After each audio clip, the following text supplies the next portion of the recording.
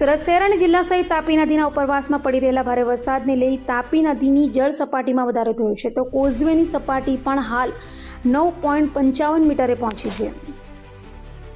સુરત તાપી નદી જળસ્તરમાં વધારો થયો છે. તાપી નદી કોઝવે સપાટીમાં વધારો થયો હોય તેમ કોઝવેની ભયજનક સપાટી 6 મીટર છે. જો કે હાલ આ સપાટી 9.55 મીટર પર પહોંચી છે.